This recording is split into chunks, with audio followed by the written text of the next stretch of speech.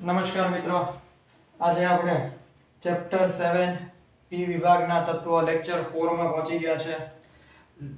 Lecture 3 માં આપણે નાઇટ્રોજનના ઉપયોગો જોયા, એટલે કે નાઇટ્રોજનની બનાવટ, નાઇટ્રોજનના ગુણધર્મો, નાઇટ્રોજનના ઉપયોગો, આ દરેક વસ્તુનો આપણે અભ્યાસ કર્યો.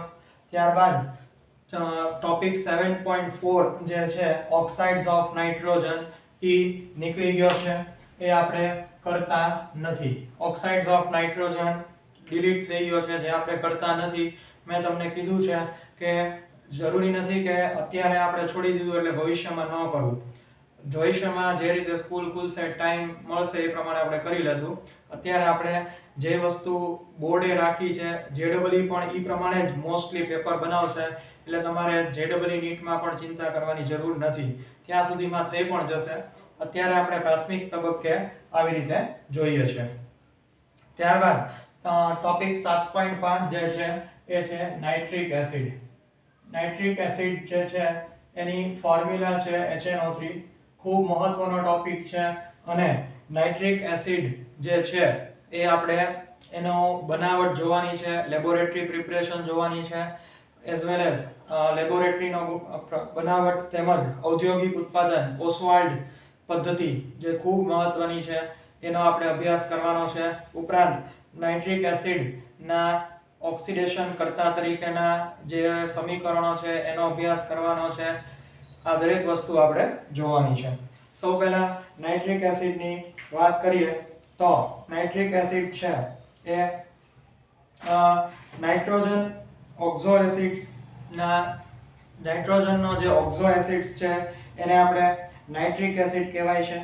અને મુખ્યત્વે નાઇટ્રોજનના જે ઓક્ઝો એસિડ્સ છે એમાં આપણે બે ભણવાના છે, HNO2 નાઇટ્રસ એસિડ અને HNO3 નાઇટ્રિક એસિડ. ખાસ યાદ રાખો, નાઇટ્રોજનના જે ઓક્ઝો એસિડ્સ છે એમાં નાઇટ્રસ એસિડ અને નાઇટ્રિક એસિડ, એમાં આપણે નાઇટ્રિક એસિડ છે એનો ડિટેલથી અભ્યાસ કરવાનો છે.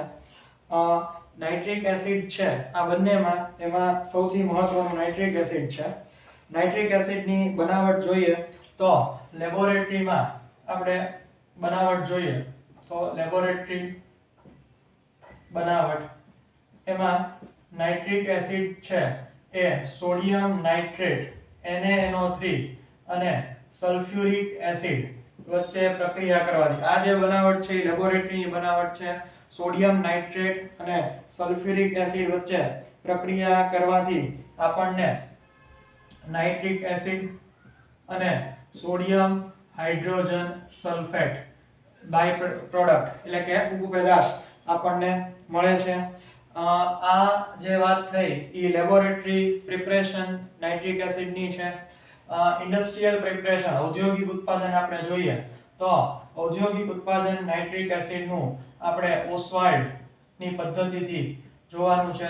ઓસવાલ્ડની પદ્ધતિ નાઇટ્રિક એસિડ બનાવવા માટે ઓસવાલ્ડ નામના વૈજ્ઞાનિકે નાઇટ્રિક એસિડ ઔદ્યોગિક ધોરણે બનાવવા માટેની પદ્ધતિ વિકસાવી, જેને ઓસવાલ્ડ આઇસોલેશન પદ્ધતિ, ઓસવાલ્ડની પદ્ધતિ તરીકે ઓળખીએ છીએ. સૌ પહેલા એમાં એમોનિયા જે છે એને ઓક્સિજન સાથે પ્રક્રિયા કરીને સૌ પહેલા આપણને નાઇટ્રિક ઓક્સાઇડ જે વાયુ મળે છે એ બનાવવામાં આવ્યો. એટલે કે એમોનિયા જ્યારે ઓક્સિજન સાથે પ્રક્રિયા કરે ત્યારે સૌ પહેલા નાઇટ્રિક ઓક્સાઇડ બને છે. આ નાઇટ્રિક ઓક્સાઇડ છે, આ 4 મોલ્સ ઓફ નાઇટ્રિક ઓક્સાઇડ છે, એમાંથી 2 મોલ નાઇટ્રિક ઓક્સાઇડ ઓક્સિજન સાથે પ્રક્રિયા કરીને નાઇટ્રોજન ડાયોક્સાઇડ વાયુ મળે છે. નાઇટ્રોજન ડાયોક્સાઇડ વાયુ મળે છે. ઉપરાંત આ જે પ્રક્રિયામાં પ્લેટિનમ છે એ ઉદ્દીપક તરીકે વાપરીએ છીએ અને જે RH પ્લેટિનમ અને રોડિયમ નું એક સળિયો આપણે PtRH અને ટેમ્પરેચર છે એ 500 કેલ્વિન તાપમાન અને 9 બાર રાખવામાં આવે છે. 500 કેલ્વિન તાપમાન, 9 બાર દબાણ, તો આપણને નાઇટ્રિક ઓક્સાઇડ મળે. નાઇટ્રિક ઓક્સાઇડ ઓક્સિજન સાથે પ્રક્રિયા કરીને નાઇટ્રોજન ડાયોક્સાઇડ વાયુ બનાવે છે. આ પ્રતિવર્તી પ્રક્રિયા છે. નાઇટ્રોજન ડાયોક્સાઇડ છે એ પાણી સાથે પ્રક્રિયા કરે 3NO2H2O સાથે પ્રક્રિયા કરે, પાણી સાથે પ્રક્રિયા કરીને આપણને નાઇટ્રિક એસિડ 2HNO3 અને નાઇટ્રિક ઓક્સાઇડ વાયુ આપણને આ રીતે છૂટો પડે છે. તો આ રીતે લેબોરેટરીમાં જે છે એ સોડિયમ નાઇટ્રેટ થી બને છે અને ઓસ્વાલ્ડની પદ્ધતિમાં આ ત્રણ સમીકરણોનું કોમ્બિનેશન કરીને નાઇટ્રિક એસિડ બનાવવામાં આવે છે. ખાસ સારી રીતે સમીકરણો યાદ રાખવાના છે. ઉદ્દીપક તરીકે પ્લેટિનમ રોડિયમ નું મિશ્રણ હોય છે અને 500 કેલ્વિન તાપમાન 9 બાર વાતાવરણ 9 બાર દબાણ. આવી રીતે આપણને નાઇટ્રિક એસિડ મળે છે. ખાસ યાદ રાખો આ પ્રક્રિયામાં જે નાઇટ્રિક ઓક્સાઇડ મળે છે એ રિસાયકલ થાય છે અને આપણને એક્વિયસ નાઇટ્રિક એસિડ એમાંથી કોન્સન્ટ્રેટેડ ફોર્મમાં આ જે નાઇટ્રિક ઓક્સાઇડ છે એનું નાઇટ્રિક ઓક્સાઇડનું પુનરાવર્તન થાય અને આપણને કોન્સન્ટ્રેટેડ નાઇટ્રિક એસિડ મળે છે જે 68% સાંદ્રતા વાળું નાઇટ્રિક એસિડ હોય છે. લેબોરેટરીમાં જે નાઇટ્રિક એસિડ હોય છે એ 68% સાંદ્રતા વાળું હોય છે, જ્યારે ફ્યુમિંગ નાઇટ્રિક એસિડ હોય છે, ફ્યુમિંગ નાઇટ્રિક એસિડ હોય ધુમાયમાન નાઇટ્રિક એસિડ એ લગભગ 98% સાંદ્રતા વાળું હોય છે. જે ફ્યુમિંગ નાઇટ્રિક એસિડ હોય છે એ લગભગ 98% સાંદ્રતા વાળું હોય છે અને એને તમે કઈ રીતે મેળવી શકો તો કે ભાઈ સાંદ્ર સલ્ફ્યુરિક એસિડ નું નિર્જલીકરણ કરો એટલે તમને ફ્યુમિંગ નાઇટ્રિક એસિડ મળે છે. તો આ બંને સાંદ્રતા ખાસ યાદ રાખવાનું છે. લેબોરેટરીમાં 68% વાળું અને જે ફ્યુમિંગ નાઇટ્રિક એસિડ એટલે કે ધુમાયમાન વાળું નાઇટ્રિક એસિડ જે હોય એ 98% વાળું હોય છે. નાઇટ્રિક એસિડની આપણે ગુણધર્મો જોઈએ. નાઇટ્રિક એસિડના ગુણધર્મો જોઈએ તો ખાસ યાદ રાખો કે નાઇટ્રિક એસિડ છે એનું સ્ટ્રક્ચર આપણને કંઈક આવું જોવા મળે છે. નાઇટ્રિક એસિડ છે એ આ પ્રકારે આપણને એનું સ્ટ્રક્ચર જોવા મળે છે HNO3. તો અહીંયા આપણે નાઇટ્રિક એસિડમાં જોઈએ તો એ એકદમ રંગવિહીન પ્રવાહી છે. એનું 231.4 કેલ્વિન એનું ફ્રીઝિંગ પોઈન્ટ છે અને બોઇલિંગ પોઈન્ટ ઉત્કલન બિંદુ છે ઠાર બિંદુ 231.4 કેલ્વિન, ઉત્કલન બિંદુ 355.6 કેલ્વિન. લેબોરેટરીમાં નાઇટ્રિક એસિડ છે એ 68% હોય છે અને એની જે વિશિષ્ટ ઘનતા છે એ 1.504 છે. જે આપણે માત્ર જાણકારી પૂરતી છે, યાદ રાખવાની જરૂર નથી. મેઇનલી મુખ્યત્વે આપણે જોઈએ તો વાયુમય અવસ્થામાં નાઇટ્રિક એસિડ છે એ એક સમતલીય અણુ બનાવે છે જેનું સ્ટ્રક્ચર આ રીતે એક જ સમતલમાં આણ્વીય અણુ બનાવે છે જેનું સ્ટ્રક્ચર આ રીતે આપેલું છે. આ ઉપરાંત નાઇટ્રિક એસિડ છે એ પાણી સાથે પ્રક્રિયા કરીને પોતે પ્રબળ એસિડ છે અને પાણી સાથે પ્રક્રિયા કરીને હાઇડ્રોનિયમ વાયુ મુક્ત કરે છે. આપણે જોઈએ તો HNO3 છે એ પાણી સાથે પ્રક્રિયા કરીને હાઇડ્રોનિયમ આયન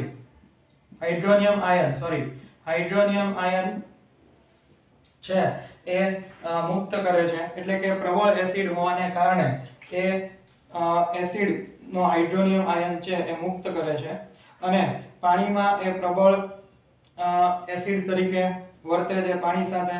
ઉપરાંત કોન્સન્ટ્રેટેડ સાંદ્ર નાઇટ્રિક એસિડ છે એ પ્રબળ ઓક્સિડેશન કરતા છે અને મોટા ભાગના જે ઊંડા વાયુઓ છે મેટલ્સ એક્સેપ્ટ નોબલ મેટલ્સ એટલે કે મોટા ભાગની જે ઊંડા ધાતુઓ છે એટલે કે ગોલ્ડ, સિલ્વર, પ્લેટિનમ એની સિવાય બધા ધાતુ સાથે નાઇટ્રિક એસિડ પોતે ઓક્સિડેશન કરતા તરીકે વર્તે છે. ખાસ મિત્રો યાદ રાખજો, સામાન્ય રીતે આપણે એવું ભણતા હોઈએ છીએ કે કોઈ પણ મંદ એસિડ જ્યારે ધાતુ સાથે પ્રક્રિયા કરે ત્યારે હાઇડ્રોજન વાયુ મુક્ત કરે છે, પરંતુ નાઇટ્રિક એસિડના કેસમાં આવું નથી.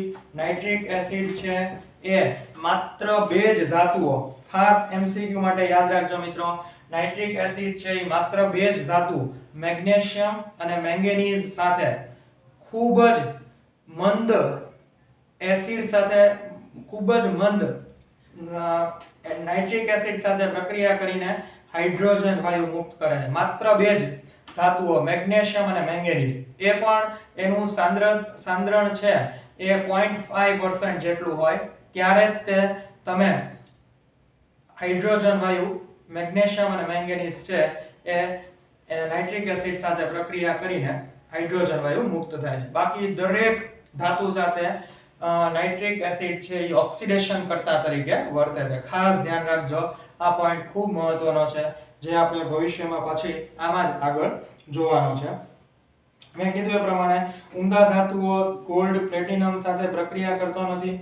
Products of oxidation depends upon the concentration of acid, temperature and nature of the material undergoing oxidation. આ પણ એક ખૂબ મહત્વનું છે કે નાઇટ્રિક એસિડ ની જે નિપજ મળે છે એ ઓક્સિડેશન ની નિપજોને આધારે એસિડની સાંદ્રતા, તાપમાન અને ઓક્સિડેશન પામનાર પદાર્થના સ્વભાવ ઉપર રહેલો છે.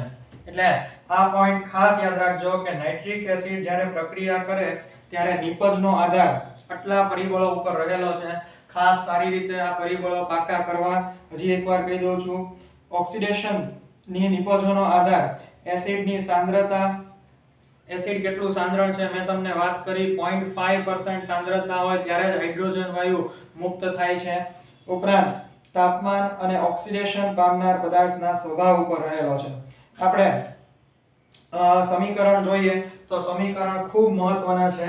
જ્યારે નાઇટ્રિક એસિડ છે એ ઓક્સિડેશન કરતા તરીકે વર્તે, નાઇટ્રિક એસિડ ઓક્સિડેશન કરતા તરીકે વર્તે ત્યારે સમીકરણ તરીકે હોય ત્યારે સમીકરણ આવા હોય છે: 3Cu + 8HNO3, 3Cu + 8HNO3, it gives 3CuNO3 twice, 3CuNO3 twice plus 2NO plus 4H2O. આ સમીકરણ ખાસ સારી રીતે યાદ રાખવાના છે. 5 વાર લખશો એટલે ઓટોમેટિક યાદ રહી જશે. કોપર છે એ જ્યારે નાઇટ્રિક એસિડ સાથે પ્રક્રિયા કરે, ખાસ યાદ રાખો, કોપર મંદ નાઇટ્રિક એસિડ સાથે પ્રક્રિયા કરે ત્યારે આપણને કોપર નાઇટ્રેટ, 2NO અને 4H2O, એટલે કે કોપરની જ્યારે વધારે પ્રમાણમાં નાઇટ્રિક એસિડ મંદ સાથે પ્રક્રિયા થાય ત્યારે નાઇટ્રિક ઓક્સાઇડ, તમને આવું પૂછે છે, કોપરની વધારે પ્રમાણમાં નાઇટ્રિક એસિડ સાથે તમે જુઓ 8HNO3 ત્યારે કઈ નિપજ મળે તો કે ભાઈ નાઇટ્રિક ઓક્સાઇડ વાયુ મળે છે. અને કોપર છે એની જ્યારે ઓછા પ્રમાણમાં નાઇટ્રિક એસિડ સાથે પ્રક્રિયા કરીએ ત્યારે આપણને નિપજ તરીકે copper nitrate plus nitrogen dioxide plus પાણી, આ વસ્તુ નિપજ તરીકે મળે છે.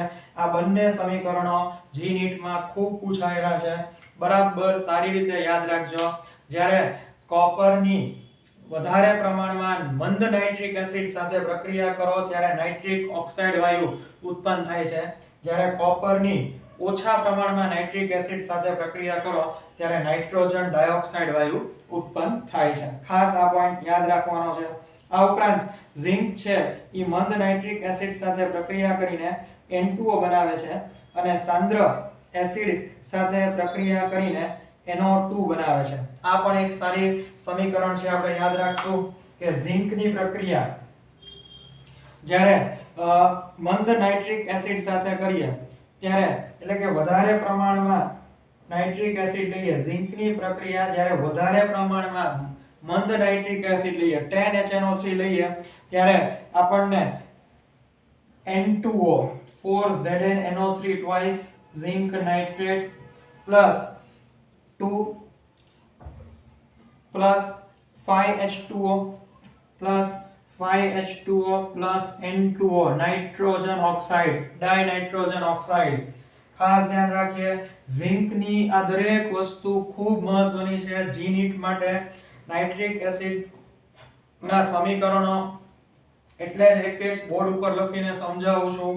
તમારે લોકોએ ખાસ સમીકરણો માત્ર યાદ નથી રાખવાના 5 વાર લખીને, એની નિપજ ઉપર ધ્યાન વધારે આપવાનું છે કે કોપરની વધારે પ્રમાણમાં મંદ નાઇટ્રિક એસિડ સાથે પ્રક્રિયા કરે તો કઈ નિપજ મળે, કોપરની ઓછા પ્રમાણમાં નાઇટ્રિક એસિડ સાથે પ્રક્રિયા કરે તો કઈ નિપજ મળે, ઝિંકની વધારે પ્રમાણમાં નાઇટ્રિક એસિડ સાથે પ્રક્રિયા કરીએ તો N2O મળે છે, જ્યારે ઝિંકની ઓછા પ્રમાણમાં નાઇટ્રિક એસિડ સાથે પ્રક્રિયા કરીએ તો આપણને નિપજ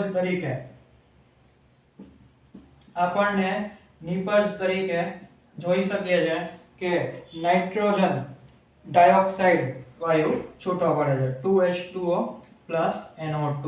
ખાસ આ સમીકરણો બરાબર પાકા કરવાના છે કોપર અને ઝિંક સાથેના. આ ઉપરાંત કેટલીક ધાતુઓ દાખલા તરીકે ક્રોમિયમ, એલ્યુમિનિયમ સાંદ્ર નાઇટ્રિક એસિડમાં દ્રાવ્ય થતી નથી કારણ કે તેમની સપાટી ઉપર ઓક્સાઇડનું એક નિષ્ક્રિય આવરણ બની જાય છે. ખાસ યાદ રાખો કે આ ધાતુઓ છે, ક્રોમિયમ છે, એલ્યુમિનિયમ છે, એ નાઇટ્રિક એસિડમાં દ્રાવ્ય થતી નથી કારણ કે નાઇટ્રિક એસિડ એની સાથે પ્રક્રિયા કરે ત્યારે એક ઓક્સાઇડનું આવરણ બની જાય. ઓક્સાઇડના આવરણ બની જવાને કારણે નાઇટ્રિક એસિડ એટલે કે ધાતુઓ છે એ નાઇટ્રિક એસિડમાં દ્રાવ્ય થતી નથી. આ ઉપરાંત સાંદ્ર નાઇટ્રિક એસિડ અધાતુઓ અને તેમના સંયોજનોનું પણ ઓક્સિડેશન કરે છે. આયોડિક એસિડમાં, કાર્બન ડાયોક્સાઇડમાં, સલ્ફર H2SO 4 માં અને ફોસ્ફરિક એસિડમાં ઓક્સિડેશન પામે છે. તો આ સમીકરણો હું બોર્ડ ઉપર લખતો નથી, સહેલા છે, હું તમને સમજાવી દઉં છું. આયોડિન જ્યારે I2 10HNO3 સાથે પ્રક્રિયા કરી તો તમને કીધું એ પ્રમાણે આયોડિન છે એનું આયોડિક એસિડમાં ઓક્સિડેશન થાય. આ સમીકરણો બહુ સરળ છે, આ સમજાવી દીધા એટલે બીજા સરળ બનશે. તમારે લખીને પાકા કરી નાખવાના છે. આયોડિન છે એનું ઓક્સિડેશન થઈને આયોડિક એસિડ બને એટલે કે 2HiO3 10NO2 4H2O. એવી રીતે કાર્બનનું ઓક્સિડેશન થઈને કાર્બન ડાયોક્સાઇડ બને તો C 4HNO3 gives CO2 2H2O 4NO2.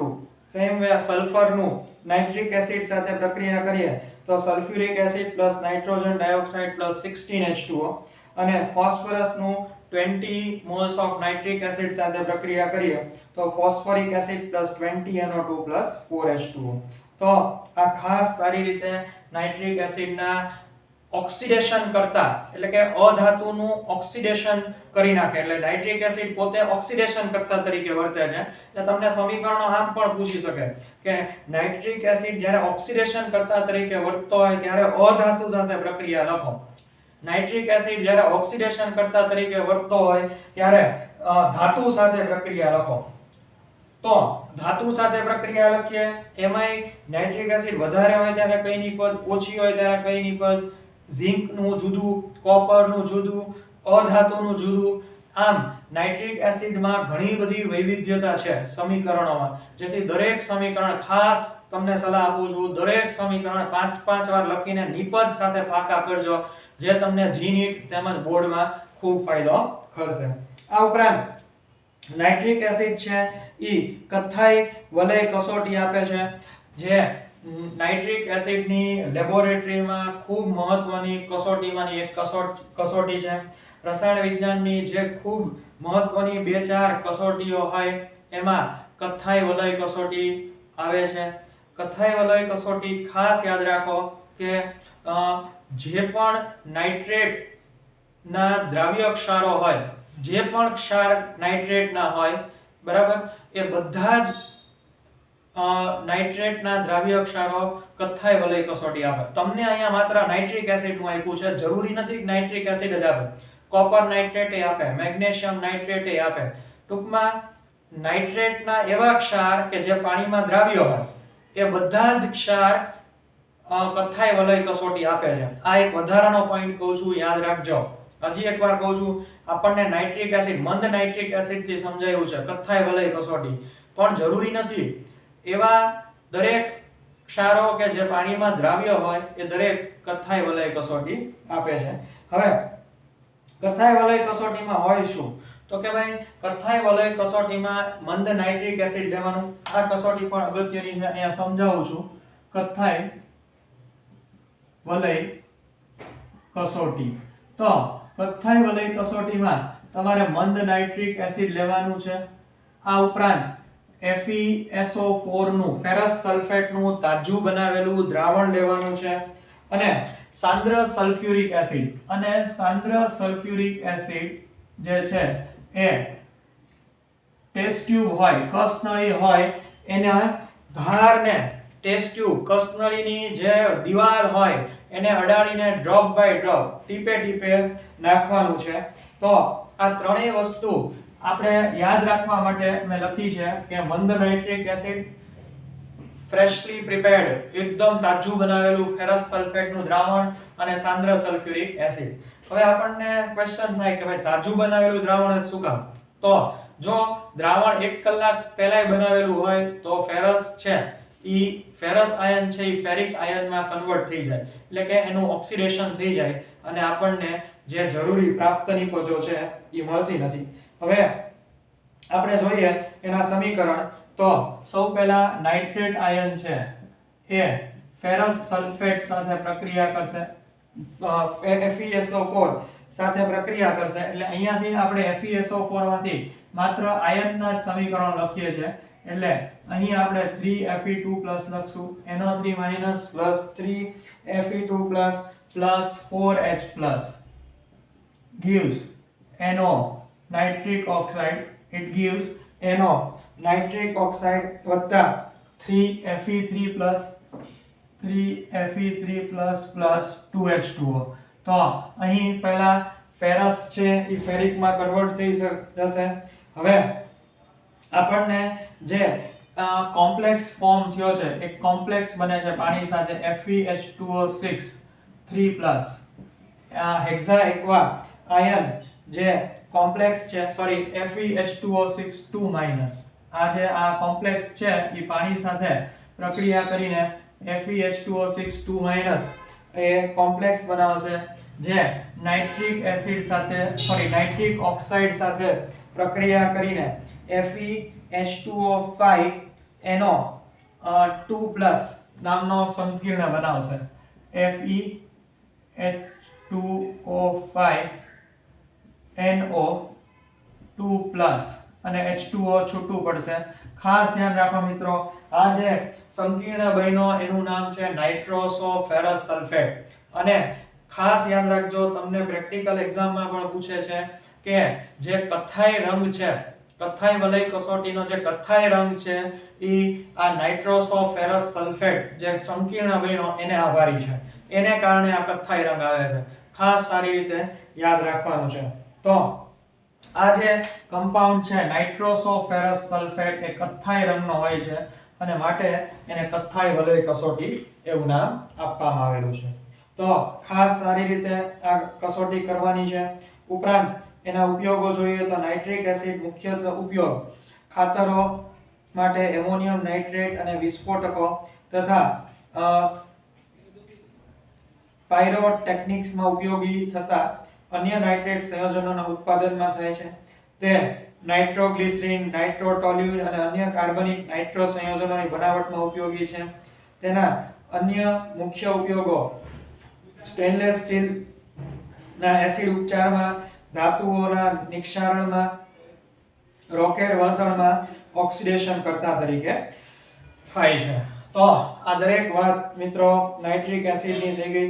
ત્યારબાદ જે નેક્સ્ટ ટોપિક છે 7.6 એ આપણે કરવાનો નથી. 7.6 જે છે એ ફોસ્ફરસના અપરૂપો છે. ફોસ્ફરસના અપરૂપો આપણે કરવાના નથી ટોપિક. ત્યારબાદ નેક્સ્ટ જે ટોપિક જોવાનો છે એ ફોસ્ફરસના ઓક્સાઇડ્સ જોવાનો છે. જોઈએ તો ફોસ્ફરસના અપરૂપો આપણે ટોપિક છે નહીં, એટલે કે 7.6 જે ટોપિક છે એ નીકળી ગયો છે. 7.6 ટોપિક નીકળી ગયો છે જે આપણે કરતા નથી. ત્યારબાદ જે નેક્સ્ટ ટોપિક છે 7.7 7.7 ફોસ્ફીન છે એ પણ નીકળી ગયો છે. 7.8 જે છે ફોસ્ફરસના હેલાઇડ્સ એ પણ નીકળી ગયો છે, જે આપણે અત્યારે કરતા નથી. હવે આપણે આ ત્રણેય ટોપિક છે એ નીકળી ગયા છે, જે અત્યારે આપણે કરતા નથી. અત્યારે આપણે સ્ટાર્ટ કરીએ છીએ 7.9. ખૂબ મહત્વનો ટોપિક, ફોસ્ફરસના ઓક્સાઇડ્સ. ખૂબ એટલે ખૂબ મહત્વનો ટોપિક, અને અત્યારથી જ કહું છું કે જીનીટ તેમજ બોર્ડમાં આ ટોપિક સિવાય તમારું પેપર નહીં નીકળે. ખાસ સારી રીતે કરવાના છે. ફોસ્ફરસના ઓક્સાઇડ્સ હું તમને જે રીતે ટ્રિક શીખવાડું એ પ્રમાણે તમારે આ યાદ રાખવાનું છે. સૌ પહેલા ફોસ્ફરસના ઓક્સાઇડ્સ જોઈએ તો H3PO2 હાઇપોફોસ્ફરસ એસિડ. ફોસ્ફરસના ઓક્સાઇડની વાત કરીએ તો સૌ પહેલા H3PO2 હાઇપોફોસ્ફરસ એસિડ. ફોસ્ફરસના ઓક્સાઇડ્સમાં એટલું ફિક્સ છે કે જે ફોસ્ફરસ હશે એમાંથી એક જે છે એ દ્વિબંધ હશે અને એ ઓક્સિજન સાથે જોડાયેલો હશે. એક ફોસ્ફરસ છે એ દ્વિબંધથી ઓક્સિજન સાથે જોડાયેલો હશે. એક ફોસ્ફરસ છે એ OH આયન સાથે જોડાયેલો હશે. હંમેશા યાદ રાખો, ફોસ્ફરસના દરેક ઓક્સાઇડ્સના બંધારણમાં આટલું તમારે આંખ બંધ કરીને મૂકી જ દેવાનું. એક ફોસ્ફરસ દ્વિબંધથી ઓક્સિજન સાથે જોડાયેલો હોય, એક ફોસ્ફરસ OH હાઇડ્રોક્સાઇડ સાથે જોડાયેલો હોય. હવે તમારે જોવાનું બાકી કેટલું રહ્યું તો કે ભાઈ અહીંયા એક H છે, બરાબર, આ બીજો H અને આ ત્રીજો H. એટલે તમે જોઈ શકો છો કે આવી રીતે આપણને H3PO2 હાઇપોફોસ્ફરસ એસિડનું સ્ટ્રક્ચર મળે છે. આપણે જોઈ શકીએ છીએ કે H3PO2 છે એ અહીં હાઇપોફોસ્ફરસ એસિડ. ત્યારબાદ એક બીજો પણ ખાસ એક પોઈન્ટ કહેવાનો છે, એ હમણાં તમને કહું છું. ત્યારબાદ નેક્સ્ટ આવશે H3PO3, જેને આપણે ફોસ્ફરસ એસિડ કહીએ. મેં તમને જેમ શીખવાડ્યું એ પ્રમાણે અહીંયા તમારે આંખ બંધ કરીને P ડબલ બોન્ડ મૂકી દેવાનું છે, POH મૂકી દેવાનું છે. હવે વાત થઈ એક બીજા OH ની, અને અહીંયા આવશે H. એટલે તમે જોઈ શકો છો H3PO3. એટલે અહીંયા તમે જો 3 હાઇડ્રોજન આવી ગયા, ફોસ્ફરસ આવી ગયા અને 3 ઓક્સિજન આવી ગયા. તો આવી રીતે તમે H3PO3 નું સ્ટ્રક્ચર કરી શકો છો. એવી જ રીતે અહીંયા તમે જુઓ તો H3PO4 નું સ્ટ્રક્ચર આપણે કરશું તો P ડબલ બોન્ડ O. આંખ બંધ કરીને પહેલા P ડબલ બોન્ડ O ને POH તો મૂકી જ દેવાનું છે. H3PO4 એટલે OH અને OH, બરાબર. આ થઈ ગયું H3PO4, જેને આપણે ફોસ્ફોરિક એસિડ કહીએ છીએ. H3PO4 ને આપણે ફોસ્ફોરિક એસિડ કહીએ છીએ. ત્યારબાદ આપણે જોઈએ ફોસ્ફરસ એસિડ પછી નેક્સ્ટ છે પાયરોફોસ્ફરસ એસિડ, એટલે કે H4P2O7. તમારે આ સિક્વન્સમાં યાદ રાખવાના છે, એ તમને સરળ પડશે. 1 2 3 આ 4, બરાબર. તો પાયરોફોસ્ફોરિક એસિડની વાત કરીએ તો સૌથી પહેલા તમારે આ ફોસ્ફોરિક એસિડનું જે સ્ટ્રક્ચર છે એ દોરી નાખવાનું છે. P double bond O, OH, OH અને O. હવે H નથી કરવાનો, આ H કાઢીને અહીંયા તમારે એક વેલેન્સી મૂકી દેવાની છે, અને વળી પાછું તમારે અહીંયા આ સ્ટ્રક્ચર મૂકવાનું છે. P double bond O, OH, OH, બરાબર. એટલે તમે જોઈ શકો છો H4 4 થઈ ગયા, 1 2 3 4, P2 બે ફોસ્ફરસ થઈ ગયા, ઓક્સિજન 1 2 3 4 5 6 ને 7. તો જુઓ આપણને ઓક્સિજન પણ મળી ગયા. એટલે આવી રીતે આ જે સંયોજન મળ્યું, જેને આપણે પાયરોફોસ્ફોરિક એસિડ કહીએ છીએ, જે આપણને ફોસ્ફોરિક એસિડમાંથી જ તે એક H કાઢીને એની જગ્યાએ O મૂકી દેવાનો છે, જે પાયરોફોસ્ફોરિક એસિડ છે. પછી સાયક્લો મેટાફોસ્ફોરિક એસિડ, બરાબર. પાયરોફોસ્ફોરિક એસિડ પછી સાયક્લો મેટાફોસ્ફોરિક એસિડ, એટલે કે મેટાફોસ્ફોરિક એસિડ અને ઓર્થોફોસ્ફોરિક એસિડ, પોલીમેટા ફોસ્ફોરિક એસિડ. એટલે પછી આનું તે પોલિમરાઇઝેશન કરીને, બહુલીકરણ કરીને તમારે આવી રીતે અલગ અલગ ફોસ્ફરસના ઓક્સાઇડ્સ જે છે, hypophosphorous acid, phosphorous acid, phosphoric acid, pyrophosphoric acid, metaphosphoric acid, આ બધા સ્ટ્રક્ચર તમારે આવી રીતે આ મેઇન છે એની ઉપરથી દોરવાના હોય છે. પણ એટલું ખાસ યાદ રાખજો કે સ્ટ્રક્ચરમાં આંખ બંધ કરીને પહેલા P ડબલ બોન્ડ હોય ને POH તો મૂકી જ દેવાનો. હવે ખાસ એક વસ્તુ ધ્યાન રાખો મિત્રો કે અહીં આપણે ફોસ્ફરસની ઓક્સાઇડ્સની એસિડિકતાની વાત કરીએ તો જે ફોસ્ફરસના ઓક્સાઇડ્સ છે એની એસિડિકતા તમને જે POH બંધ હોય એની ઉપરથી એસિડિકતા નક્કી થતી હોય છે. સામાન્ય રીતે આપણને એમ હોય કે એસિડ એટલે જેટલા હાઇડ્રોજન આયન હોય એટલું એસિડિક. દાખલા તરીકે HCl હોય તો 1 H હોય, H2SO4 માં 2 H હોય, એમ ન હોય. આમાં ફોસ્ફરસના ઓક્સાઇડ્સમાં જેટલા POH બોન્ડ વધારે એટલી એની એસિડિકતા વધારે. આવો એક ક્વેશ્ચન JEE નીટ બોર્ડમાં અસંખ્ય વાર પૂછાયેલો છે કે કારણ આપો H3PO2, બરાબર. ખાસ યાદ ધ્યાન રાખો, એમ તમને પૂછે કે ભાઈ કારણ આપો કે H3PO3 એ વધારે એસિડિક છે. એ તમને હમણાં આપણે વાત કરીએ કે જે ફોસ્ફરસ છે એમાં આવી રીતે ચતુષ્ફલકીયમાં એને જોડાયેલા હોય છે. એમાં ઓછામાં ઓછો એક P ડબલ બોન્ડ હોય અને એક POH બોન્ડ હોય છે. ધ ઓક્સો એસિડ્સ છે ફોસ્ફરસના, એમાં લોઅર ઓક્સિડેશન સ્ટેટ +5 જે છે, સૌથી ઓક્સિડેશન સ્ટેટ +5 છે. અને એમાં આપણે આ પ્રમાણે આપણને અલગ અલગ એના બંધારણ જોવા મળે છે. હવે ખાસ યાદ રાખો કે